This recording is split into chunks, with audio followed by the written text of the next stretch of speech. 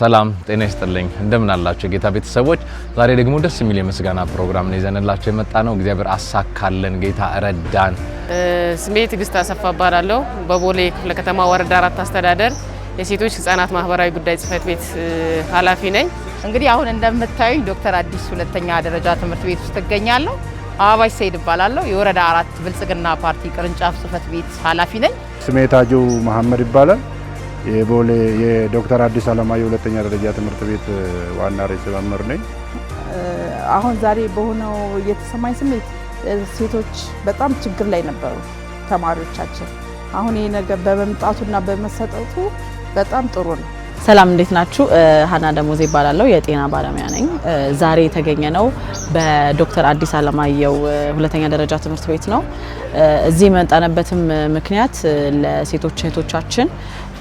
የንጽህና መጠበቂያ ለማበርከት ነው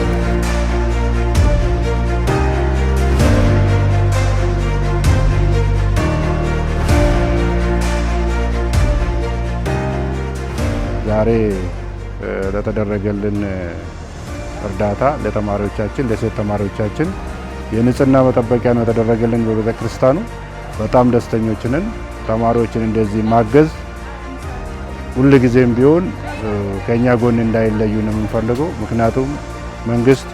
በሚበጅተው በጀት ብቻ ሁሉንም ነገር ማሟላት አይቻልም ተማሪዎች የሁሉም ሰው ነው ተማሪ ማለት የህብረተሰቡ ነው ነገ ሀገር ተረካቢ ስለሆኑ ሁላችንም ተጋግዘን ተባብረን ነው ተማሪዎችን ወደ ደህና ደረጃ የምናደርሰው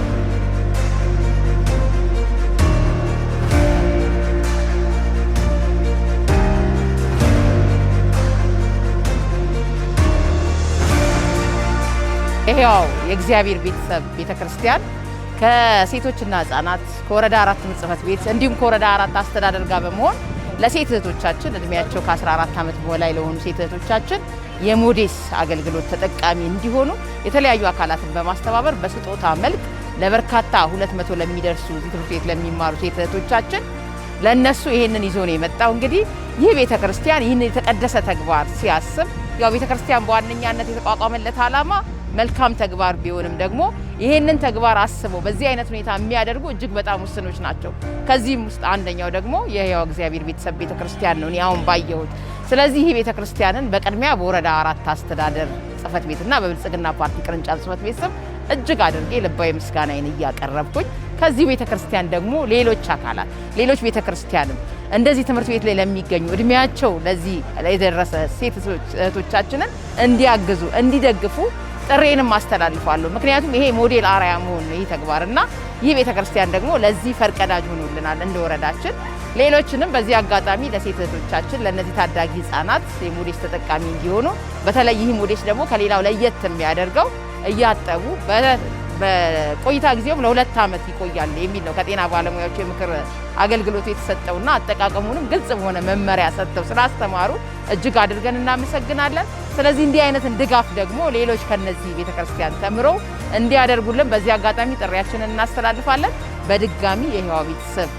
አካላትን አጠቃላይ የዚህ ቤተክርስቲያን አስተባባሪ አካላትን ደግሞ በድጋሚ በወረዳ አስተዳደሩና በብልጽግና ፓርቲ ቅርንጫፍ ጽፈት ቤት ዝቅ ብዬ አመሰግናለሁ ያደረጋችሁልን ለእናንተም በጣም እናመሰግናለን